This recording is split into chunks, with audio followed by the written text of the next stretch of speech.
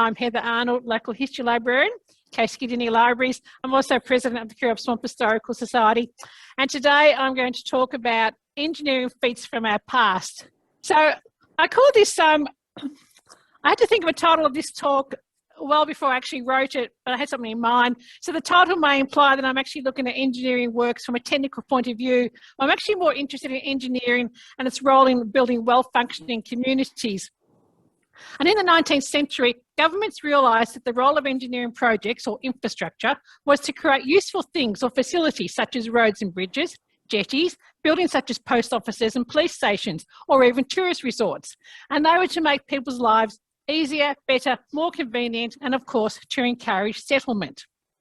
Thus, the early major engineering works in Victoria were carried out by government departments. And the earliest government body in Victoria was the Public Works Department, established in 1855 to oversee all public works and buildings. And they also looked at main roads, bridges, local government, ports and harbours, and amongst other activities. And the finest example, of course, we don't have many ports and harbours in this area, but they did build the Lang Lang Jetty in 1890.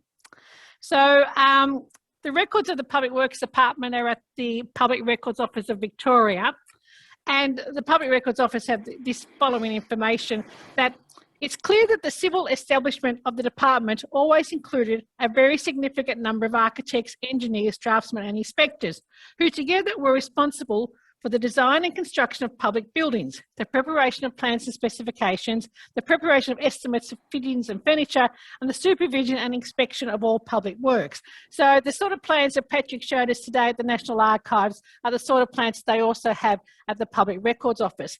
But one of the early works here in our area, which is what Patrick also showed us, was a Berwick Post Office, which was designed by Public Works Department architect John Thomas Callagher and erected in 1885. And interestingly enough, they use this same design in both Donald and Matoa. So there's those three identical post offices. The largest public works project in this area, and in fact, in terms of size, anywhere in Victoria, was the drainage and settlement of the Cureup Swamp, planned by Public Works Department engineer William Thwaites, with later work carried out by Public Works Department engineer Carlo Gatani. The Public Works Department also had a responsibility for main roads and bridges, but of course roads were also under the purview of local government, firstly the road boards and then local councils. The town of Melbourne, created in 1842, was the first local government body in Victoria, and in this area, the Cranbourne Road Board was proclaimed in June 1860, and the Berwick Road Board in September 1862, and they both become shires in 1868. The Public Works Department was actually responsible in the early days for local government, and amongst other things, they looked at council boundaries. So this is an article from 1889 looking at asking the Public Works Department to have a look at the boundary between the Berwick Shire and the Cardinia Shire as far as on the Cardinia Creek. And the all-reaching Public Works Department also reached into our lives after death, because between 1864 and 1873, the Commissioner for Public Works and the Public Works Department were also responsible for cemeteries. And they looked after the appointment of trustees, and they had to approve all regulations and fees. And it wasn't until 1887, 130 years after it started, the Public Works Department was actually abolished and amalgamated with the Ministry of Housing. So the Public Works Department had responsibility for main roads, but in 1913, this responsibility was taken over by the Country Roads Board, and it was their job to coordinate the construction and maintenance of main roads, all main roads and bridges. And of course, the main roads in this area are the South Gippsland Highway and the Princess Highway. And we'll be looking at these specific examples later on. Another government instrumentality was established in 1905, and that was the State Rivers and Water Supply Commission. And they had the responsibility to coordinate and manage the state's rural water resources. And previous to this, local water trusts managed rural water. water in Melbourne and sewage in Melbourne was managed by the Melbourne Metropolitan Board of Works from 1891.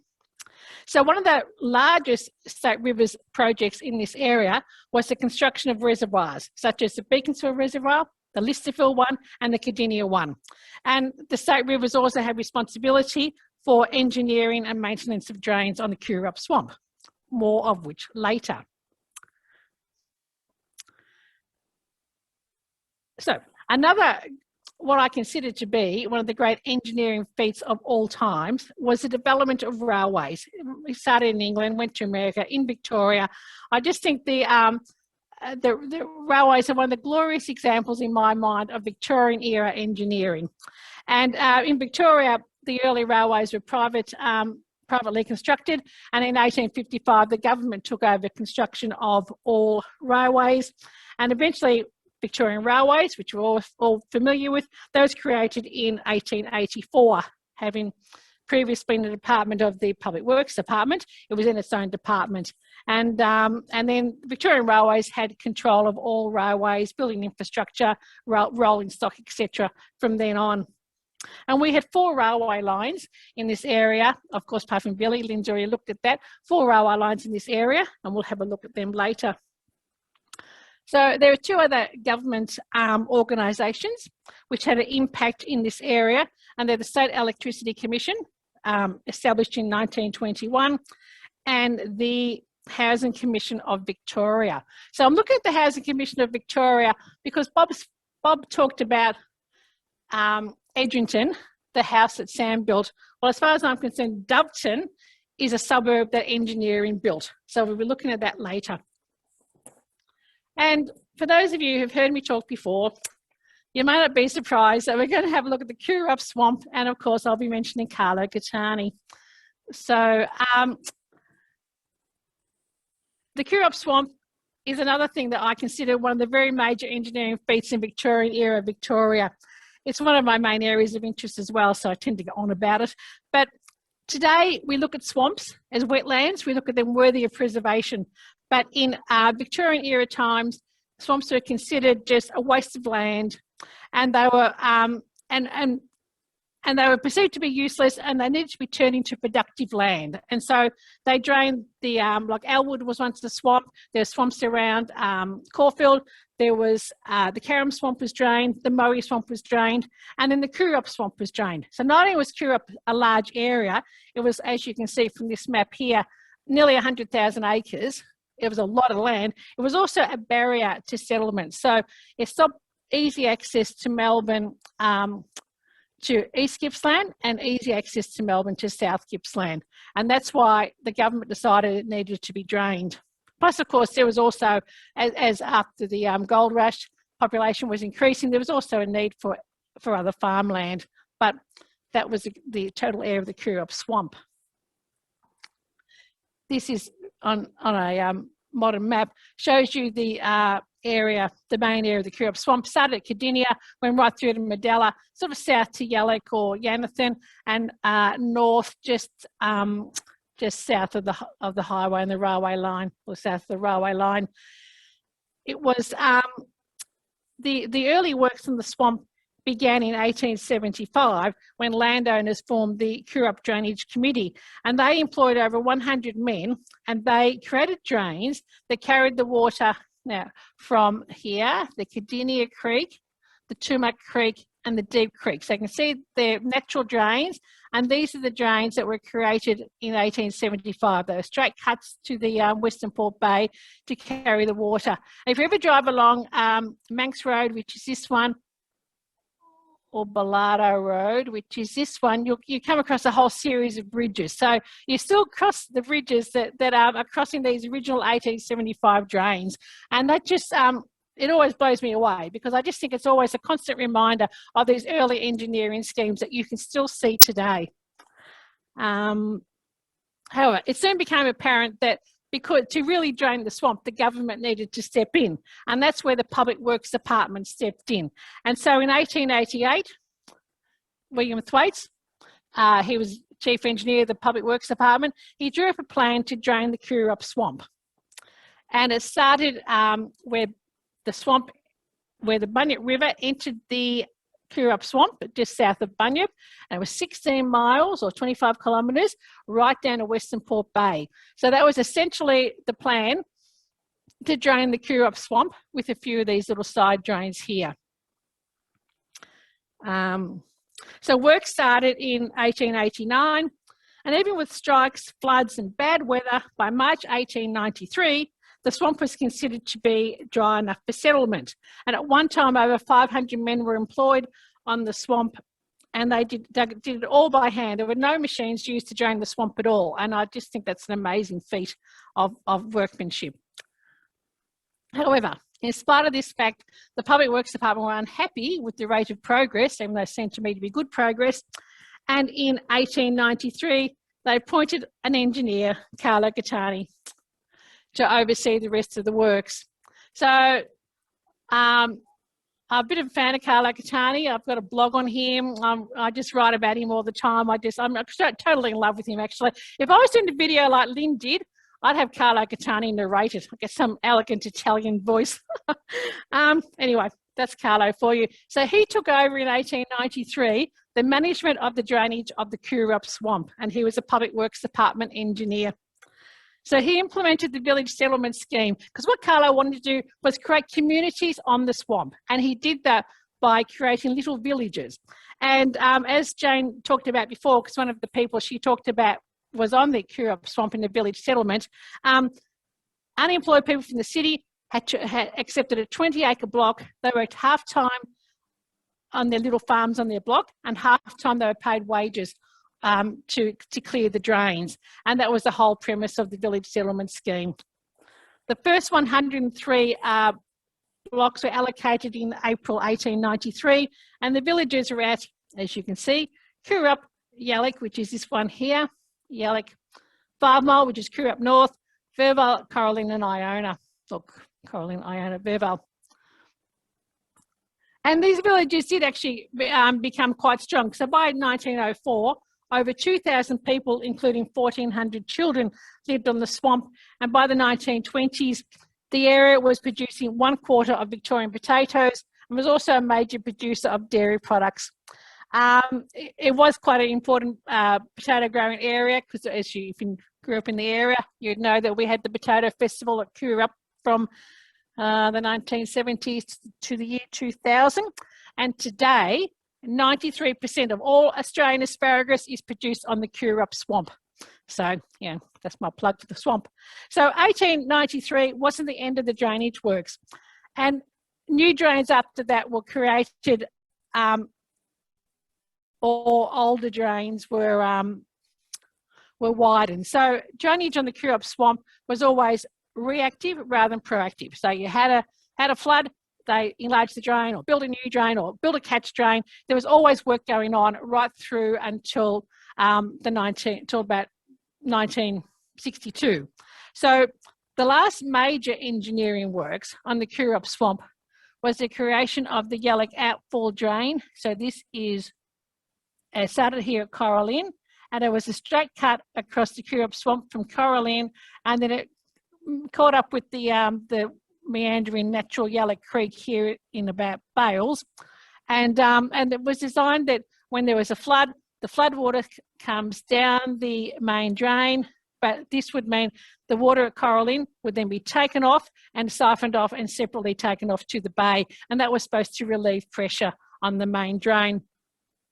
The Yallock Outfall Creek was created started in 1939, but because of the war, wasn't finished until 1956. But what happened then was that the water, the surrounding farmlands was used as a natural spillway, and farmers weren't happy about that because it meant that the water, they flooded their farms, and eventually the water found their way down to the spillway, so found their way down to the Yallock Creek, I mean. So in 1962, in the early 60s, they started building the spillway at Coralline, and that directed the water. That's the main drain here, that's Yallock Outfall Creek here. And that was the last major engineering work on the Cureup Swamp, all carried out by the Government Public Works Department, and later on this was carried out by State Rivers and Water Supply Commission. So, but before I leave the Cureup Swamp, I'm going to show you an example of wonderful mechanical engineering, and that is the Lou Becker steam bucket dredge, which came to the swamp, or came to Carlo Gatani actually went back to Germany, or went to Germany and had a look at various dredges, and he imported this and arrived in June 1913. It worked on initially on the Lang Lang River, which turned the Lang Lang River from a wandering creek into a real drain, and then it also worked on the Cureup Swamp and the main drain, Cardinia Creek, and the Yallock Outfall Drain. If you've ever been to the swamp lookout at Cureup, you will know that all that remains of it, that's on display, are two wheels, these two wheels here. That's all that remains of this wonderful machine. So that was all the work of the Public Works Department and partly State Rivers. So the next engineering body I'm looking at is the Country Roads Board. So they were responsible, as we said before, for all construction of all main roads. But this led to a problem that local government was responsible for local roads, CRB for main roads, but the local governments, of course, as perhaps Councillor Owen will attest, don't always have enough money to maintain roads as they should. So there was this letter in the paper, or the article in the paper in 1922, and people complained about roads at Pearsall. And this is actually the main road to Pearsall, the Baxter-Turin Road that goes through Pearsall. And it was taken in the 1920s, 100 years ago. And the article said, the Country Roads Board is now making a road from Somerville to the southern border of Pearsall, and has recently made the Franks and Cranbourne Road to the northern boundary of the settlement. This is a big improvement, but it leaves 6 square miles of Pearsall country without a satisfactory outlet to markets. The settlers recently met and decided to help themselves by assisting the Cranbourne Council to form and grade the worst portions of the track, connecting the settlement with the several railway stations. The Cranbourne Council has also recommended the CRB to construct the Pearsall Road running through the centre of the district. This recommendation was made several years ago, but nothing further was done.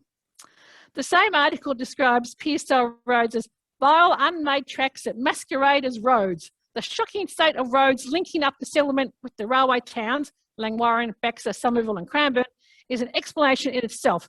Very little trouble is experienced in producing the goods. It is extremely difficult to get them out to market. And this was the issue. The farmers could not easily get their produce to market. And it's interesting, this Pearsall account, if you read the local papers, as you always would, it's not the only one that you read that where locals are more than willing to dig the drains themselves, grade the roads themselves, because they are just upset about the state of roads in their area. So the importance of good local roads in building a strong community was recognised by Public Works Department engineer Carlo Gatani, and he wrote this in June 1912. He wrote about Lacola, but it could of course apply to anywhere.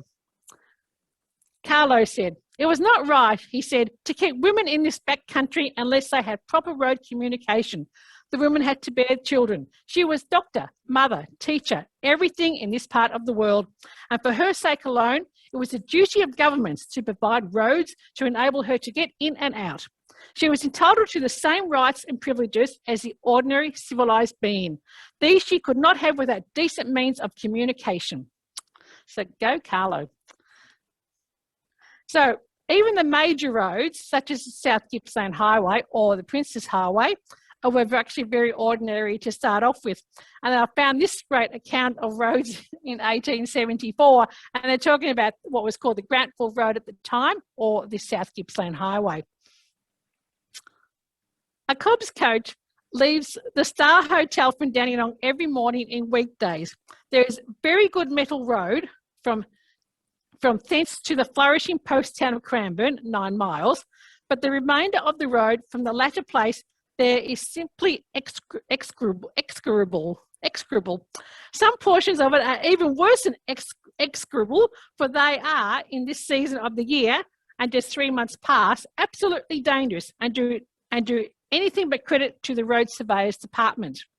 After leaving Cranbourne, there's a couple or 3 miles of fairly metalled road, but after that come the counterparts of the Great Dismal Swamp and the Valley of the Shadow of Death.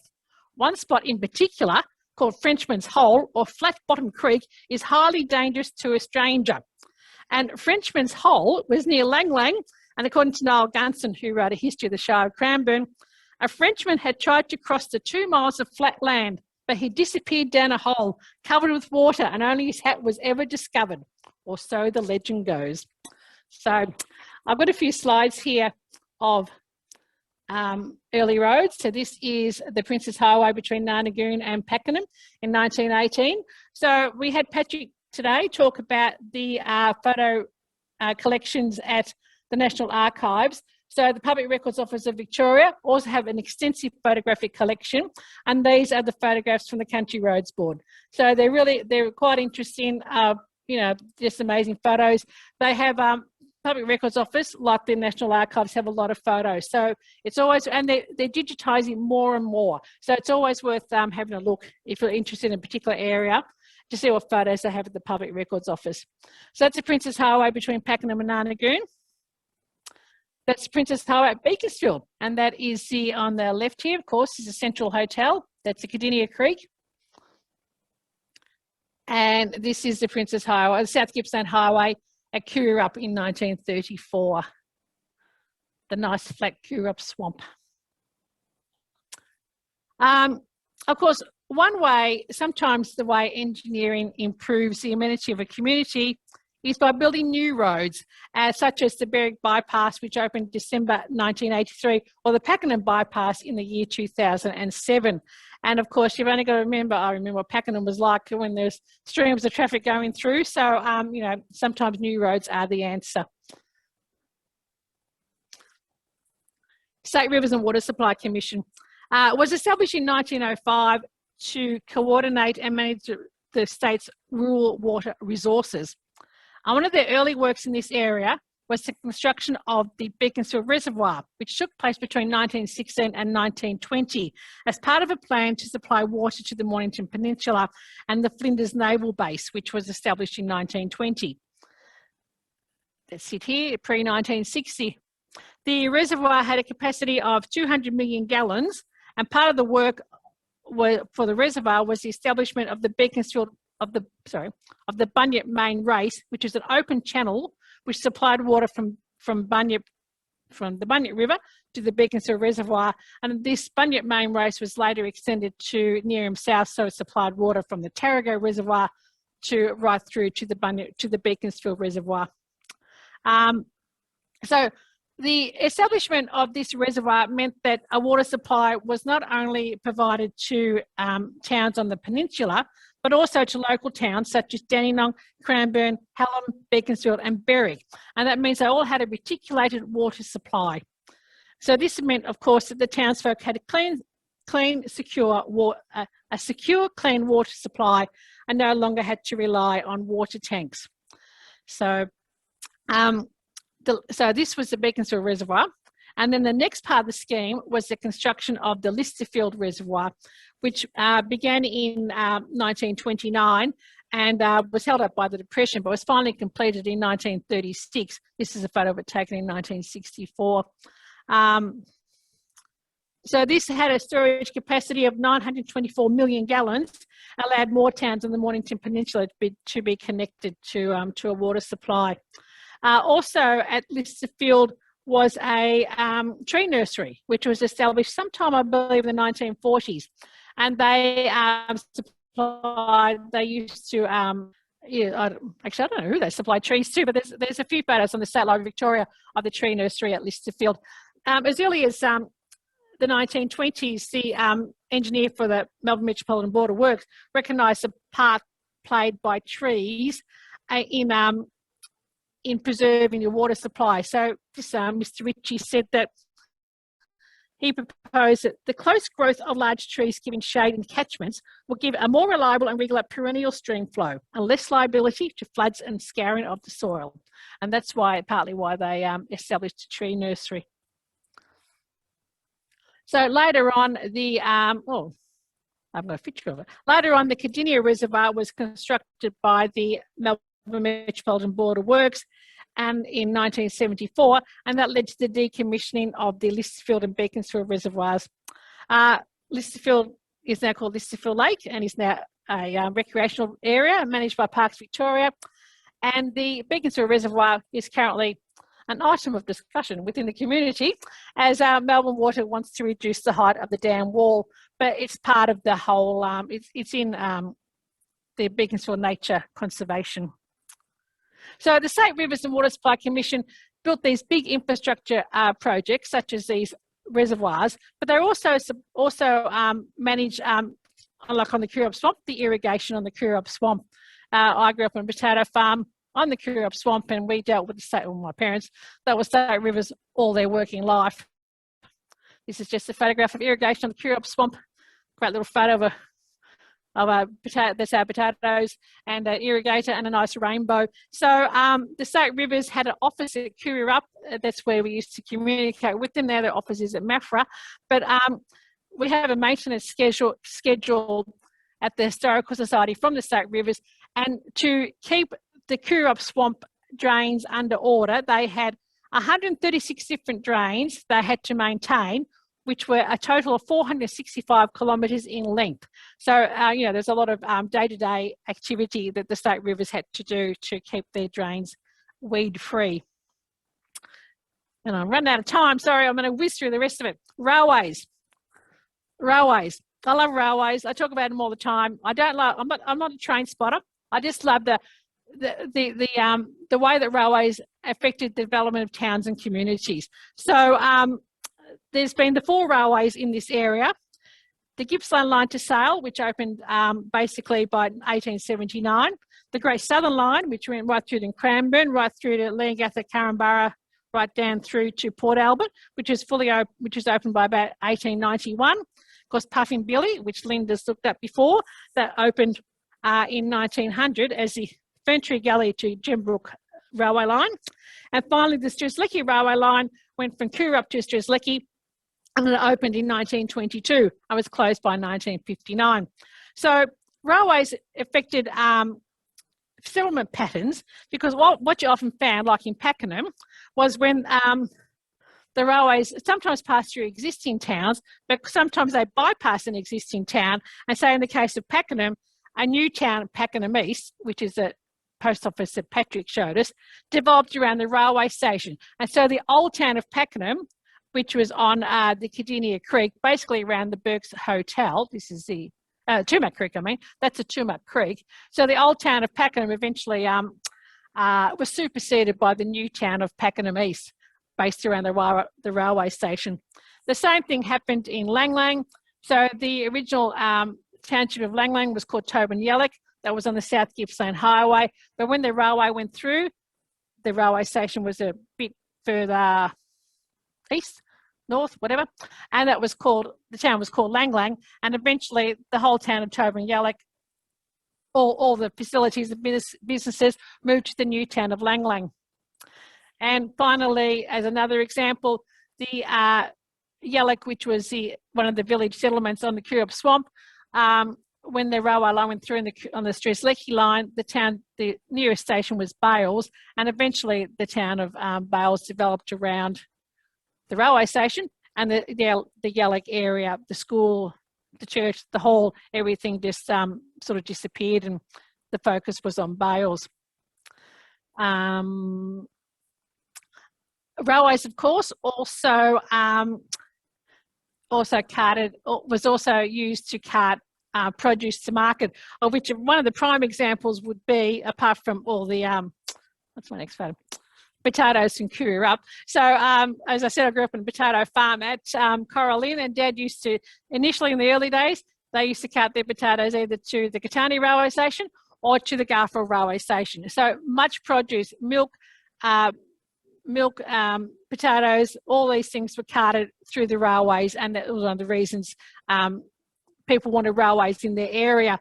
And another prime example was the Nobelius nurseries, which was talked about before. So Carl Nobelius the founder of the Gembrook Nurseries at Emerald, when he first started his business, he used to send his trees 16 miles south to the Narre Railway Station by dray. But when the Puffin Billy line was opened, there was actually a siding established on his property. So he could ship out all his trees, and he had a huge business. He could ship out all his trees by the railways. In fact, before the start of World War I, the Nobilius Nursery had over 3 million trees in various stages of cultivation for sale.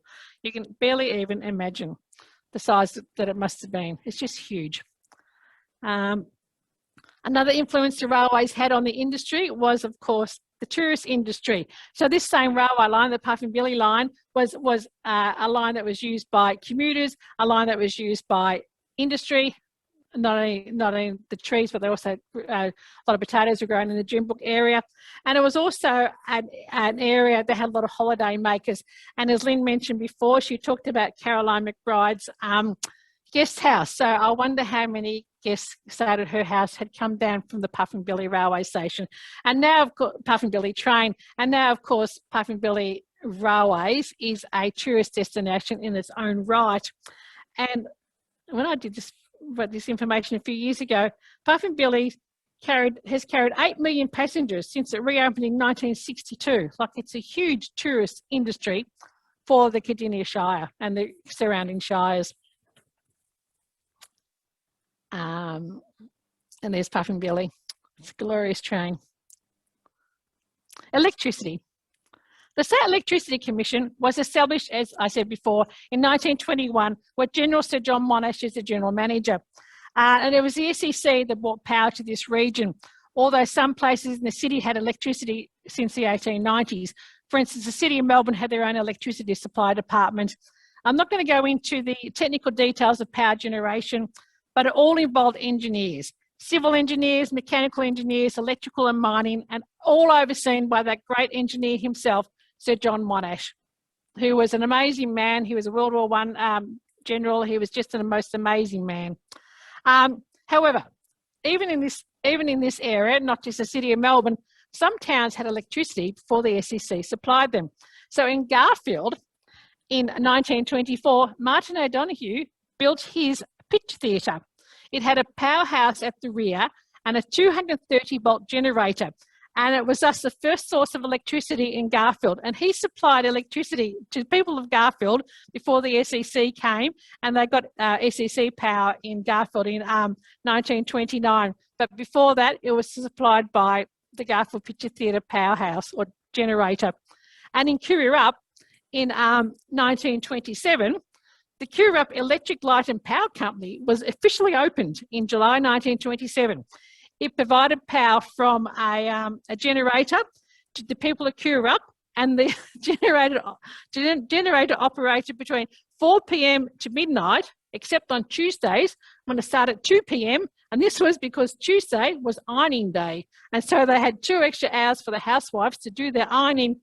And it was also, the power was also extended during special times, such as the 1934 Test match to England, when Bradman was playing, when the power was kept on till 3:30 in the morning, so people could listen to the cricket on the wireless. And Cureup did not get power until 1935. Right, now, I'm whizzing through this, sorry, I'm a bit too much to say as usual. So finally, as I said before, if Edrington was a house that Sam built, Dubton is a community that engineering built. So to start the history of Dubton, we need to go back to the establishment of the Big Three. So it's International Harvester, as it was established in Dandenong in 1952. And H.J. Hines was established in 1955, and General Motors Holden in 1956. And they were all triumphs of engineering. Not only the construction of the factories, but the product was all engineered. So engineers designed the Holden cars, they designed the international trucks, they designed the machines that built them, and the machines have processed the thousands of tonnes of vegetables at Heinz. Electrical engineers design the electrical systems which run the plants and run the machines. And these three factories and their associated businesses that sprung up around Doveton and Dandenong and even North Cranbourne provided thousands of jobs. I believe General Motors at one stage had something like 5,000 people employed. It was a huge employer of people. And they provided jobs to men and women and apprenticeships for the young ones. And they also provided a lot of work for post-war migrants. And this is all secure, well-paid jobs. And to house this workforce, another government department, the Housing Commission of Victoria, in 1954 announced that they would, announced that they would build 2,000 homes on the 600 acres they had acquired just out of Dandenong. And they would give preference to the employees of the big three. And thus Doveton came into being. The first homes were occupied in December 1955 and houses were still being built up to 1971. It wasn't all roses, especially for the women. So even though initially the houses had water, gas, electricity, etc., and they lacked things like footpaths, shops and playgrounds. And Maria Harding, who wrote this book here, The History of Doveton, she said that even though the milkman delivered, the baker delivered, the greengrocer delivered, but the rest of the shopping was done by Dandenong. And there's, for many women, they had to walk to the highway to catch a bus and had to trudge through mud in gumboots, change into shoes to get on the bus, and then change back into gumboots for the walk home with the shopping. But as Mrs. Harding said, one family per house with private facilities, a backyard and a garden enable families to establish themselves and look to the future. The homes are often better planned than anything the tenants had ever experienced. And Doveton developed a really, really great community spirit. So also Mrs. Harding wrote, the view is held by some folk, the people who live in houses built by the Housing Commission on a large estate are somewhat common. People who live in similar houses can be remarkably dissimilar, and the early residents of Doveton were particularly diverse. The similarity lay in which they found themselves and the style of materials from which their homes were built. They had a common purpose to create a future for themselves and their children. They banded together to achieve this and accomplished it remarkably well. And they did indeed accomplish it remarkably well because there's a whole list of community groups that were all developed by the people of Doveton. There was a fire brigade, a scout group, the scout hall was built by voluntary labour, a progress association, girl guides, a public hall, a private library was established. After that, there was a library run by volunteers in Doveton. There's a swimming pool established. There was a whole raft of community groups established by people in Doveton who had this great sense of community. And it's this great, and as far as I'm concerned, the great sense of community really came from the fact that they had secure, well-paid jobs, because it allowed people the time and the energy to devote to their community. And the well-paid jobs came from great engineering projects such as the building of General Motors or Heinz or International Harvester. So I did have another slide, but I'm going to leave it here and say that this is a very quick look at some of the engineering achievements of the Cardinia region and their importance to well-functioning communities. Thank you.